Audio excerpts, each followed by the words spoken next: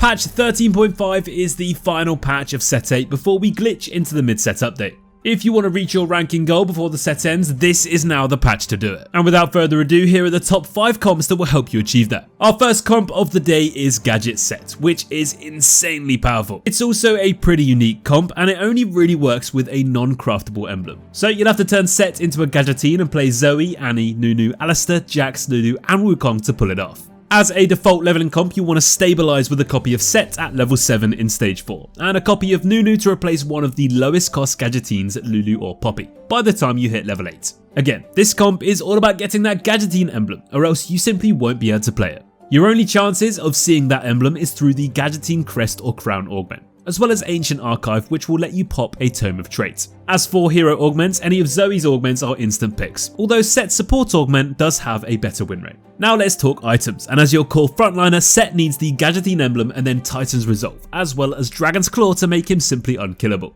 Zoe is your damage in the back, and for her you definitely want to ensure a blue buff as she has one of the lowest mana pools in the game. After that, go for Morellonomicon to burn down the entire enemy team and top it all off with a Hextech Gunblade for the extra healing. You should really try playing this comp before both Sett and Zoe are being removed in the mid-set update. But if you have already reached your ranking goal and want to be one of the first to climb the new set, then check out our daily updated Sett 8.5 meta comps and tier lists. You can find the link in the description. Comp number 2 was basically untouched this patch and is therefore as dominant as it was last time. Yes, the Magic Orbs comp wants you to play Taliyah, Annie, Janna, Echo, Alistair, LeBlanc, Sona and Lux. Since this is a default leveling comp, you'll level up at a regular pace. Roll for Taliyah at level 7 during stage 4. If you need to stabilize, you should keep rolling until you're 2-star Taliyah, and if you get lucky, you'll even find a copy of the 5-cost Spellslinger Janna on your rolldowns. But Taliyah is your main carry and Spellslinger who need 1 item for mana regen and then either 1 item for utility or just 2 damage items. So ideally give her Spear of Shojin first, followed by Hextech Gunblade for the healing and then Jeweled Gauntlet at the end. Your main tank in this comp will always be Annie. Oftentimes you'll have her solo in the frontline, which is why items like Gargoyle's Stoneplate work insanely well on her. This way she'll be able to stack up resistances while strong utility items like Onyx Spark and Sunfire Cape will do the rest. It can be sometimes pretty difficult to hit that last Spellslinger, which is why any Spellslinger Hearts, Crest or Crown will help you out here without having to rely solely on Janna. For hero augments, always try to roll for Taliyah's or Annie's support augments. Another S tier comp in this patch that plays mainly units of one and the same trait are the so-called infamous Animas. A full Anima squad consists of Misfortune, Riven, Vayne, Echo, Sejuani, Alistair, Jinx and Nasus. To maximise the health stacks on your Animas, consider playing this comp if you're able to activate 3 Anima squad straight from the start.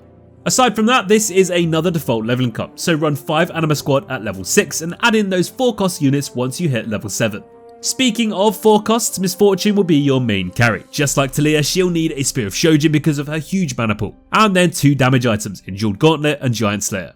Then we have the Brawler and Defender Anima, Riven. She's going to be your main tank in this comp, so load her up with strong utility items like Sunfire Cape, Bramble Vest and an Onyx Spark to help her shred enemy magic resistances, which will of course allow Misfortune to comfortably blast through their frontline. Finally, we also have Vayne who can hold all remaining AD items. But since we aren't actually playing second duelist, she'll shine most in this comp with a Rage Blade, Infinity Edge and Last Whisper. When it comes to augments, Misfortune's Bunny Mercenary carry augment has one of the highest top 4 rates in the entire game. But you'll also do just fine with Riven's carry augment or any Anima squad Heart, Crest or Crown, which lets you reach the highest ceiling of Anima. The next comp on our list is another one that focuses on one and the same trait, namely duelists. You want to play Zed, Nilah, Vayne, Fiora, Yasuo and Gangplank, and then Sejuani and Zoe for Laser Corps and Hacker. Play this as a default leveling comp by stabilizing with a copy of Zed at level 7. And also you want to run 6 duelists at level 6 with Kayle as a temporary item holder. Zed is probably the strongest AD carry for the rest of the set, but that's also because he benefits from the healing on the Hacker Hex and can still slash up enemy carries in their backline. Give him Edge of Night, Deathblade and Runaan's Hurricane. To compensate for the lack of frontline in this duelist comp, use Nilah's specific itemization to equip her with multiple lockets of the Iron Solari. If you can't find multiple lockets, build general tank items like Bramble Vest and Dragon's Claw.